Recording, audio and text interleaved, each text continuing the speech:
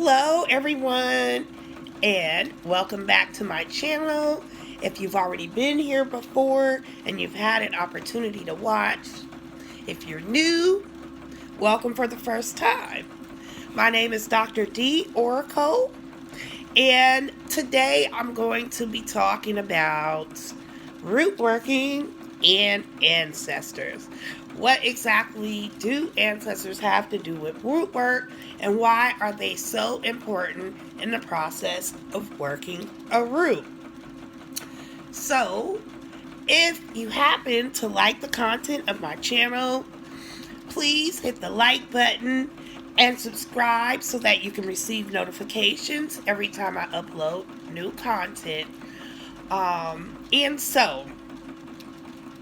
A lots of times we are wondering, what is the point or the influence, where does that influence of ancestor veneration come from when it comes down to the influence of African tribal religions?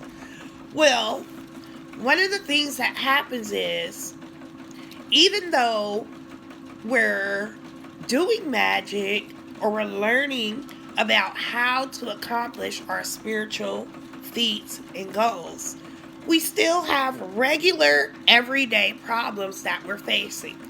Even me as a psychic medium, I have regular everyday problems that most other people tend to have. Why do I have these problems, and why do we have these problems? Well, it's because we're human and we're blocked in certain ways from experiencing our full and highest potential.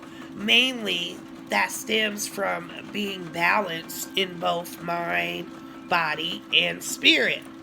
But what ends up happening is that our environment tends to shape who we are.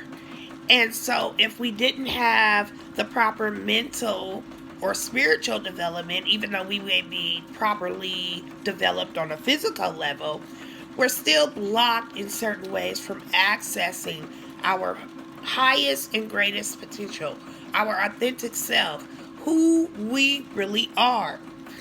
And so when we're asking for the access to the ancestors, we are asking for allies in the spiritual realm to help us so that we can become spiritually evolved faster.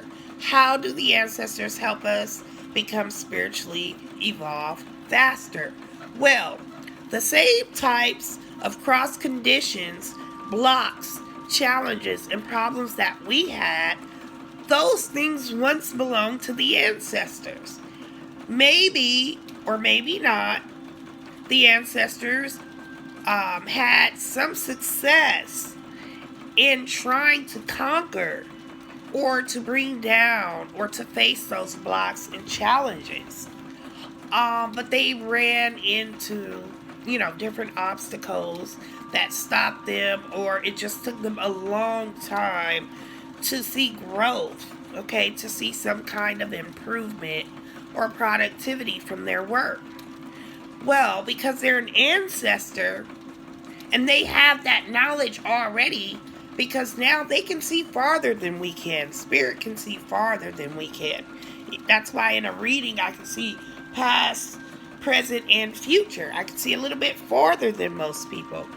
But Spirit even sees farther than me, and I rely on some of those spirits to give me information so that certain mindsets that I'm dealing with that come to me in a reading, I can deal with those mindsets in 1 hour instead of, psychologists are going to charge you probably about 200 and something bucks an hour, and you're going to go to hour after hour after hour of psychotherapy because they're not really helping you come up with a solution to your problem versus helping you see what your problem is so you can figure out how to come up with a solution to it. Well, readings are kind of like that because you're looking at things from a spiritual nature and then you kind of discern or translate that into something mental and physical for the person.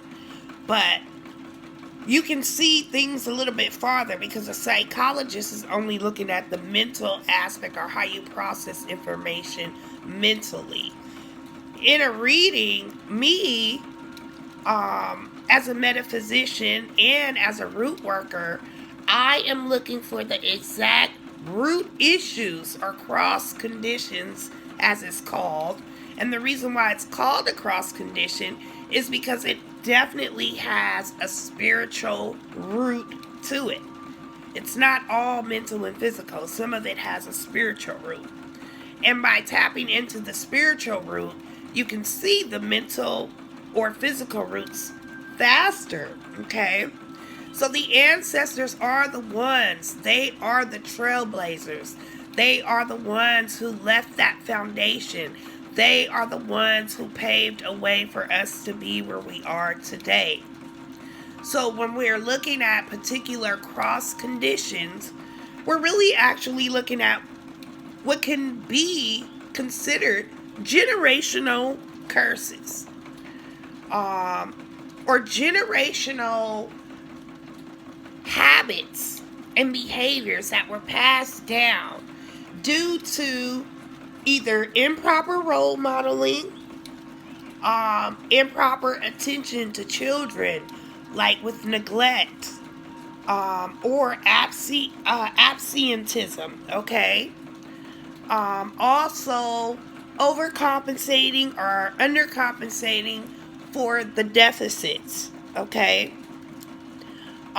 Some of these things are also due to, like, sexual abuse.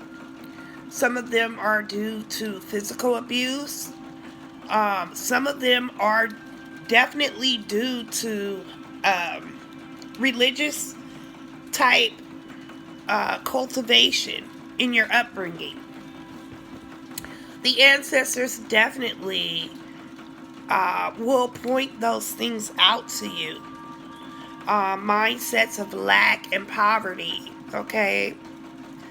To show you what exactly is happening that is causing that particular situation or circumstance to constantly reoccur in your life. It's always definitely due to what's called pattern thinking, okay? And pattern thinking goes back to generational curses, because in your household, in your family, whatever dysfunction existed there, it caused people to develop a certain pattern of thinking. And now that thinking is really handicapping them or putting them in some sort of cross conditions in their life. And it's out of alignment with what they're trying to create, okay? And they can't figure out, why is it that I can't seem to hold a stable relationship? Or why is it that I can't seem to hold a stable job? Or why is it, that my kids are acting out? When, if you ask me, I've been a way better parent than my parents were to me. Why is it that I don't feel a sense of belonging in my family? I feel like a black sheep. So some of these things in hoodoo are called a cross condition. And the ancestors are able to help us see those, because they actually helped pass those things down to us through their behaviors and habits, okay? It takes a lot of courage to look at a cross condition, because it's like you have to look in the mirror and see your flaws. You have to see the bad things that other people are saying about you.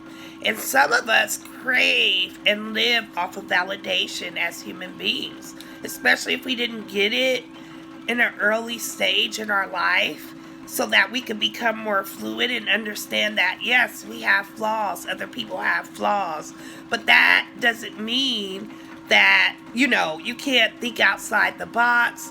and find different ways to adjust to those flaws that are not toxic. And that's what the cross conditions bring: a lot of toxic circumstances into our lives, a lot of toxic relationships, a lot of toxic events. Those toxic events tend to traumatize us as well as other people, and they place us in a position where we're constantly feeling like we need other people to give us something. We're unable to give those things to ourselves. And also, our children begin to act out based on what it was or where it was that we had deficiencies, and we definitely did not give them what they needed, or we gave them too much of what they didn't need and didn't really teach them how to earn things. So even now they have a sense of entitlement. They feel like you owe them or the world owes them. Part of my job in readings is to look at a lot of these things and tell you where these things originate. If you get a Akashic reading, this will also tell you some of these things, like at what point in your life or what happened in your life or in a past life that kind of made you instinctually seek after certain things. Or you were born into a family where some of these traits were definitely magnified to a certain degree. And then some of us struggle in a relationship because our partner or the person that we are with sees these flaws. And sometimes they call these flaws out, okay? And when they call these flaws out, it feels very uncomfortable. And it makes us feel as though, we are not getting validation from that person. And so the ancestors, they were our caregivers, some of them, or they were parents to our caregivers. So they feel as though, even though they're in the spirit realm, it's still something that they can do to help us to conquer some of these behaviors and really bring up our frequency, okay? Really do the healing that we need to do in our families, okay? And that's what magic, root working, or working a root, and readings are for. I hope you like this video. Don't forget to subscribe if you did. And part 5 of working a root, I'm going to be talking about mental illness and how narcissism and empaths become like a yin and yang to each other. So I hope you join me for this next video. Bye, and thanks for stopping by.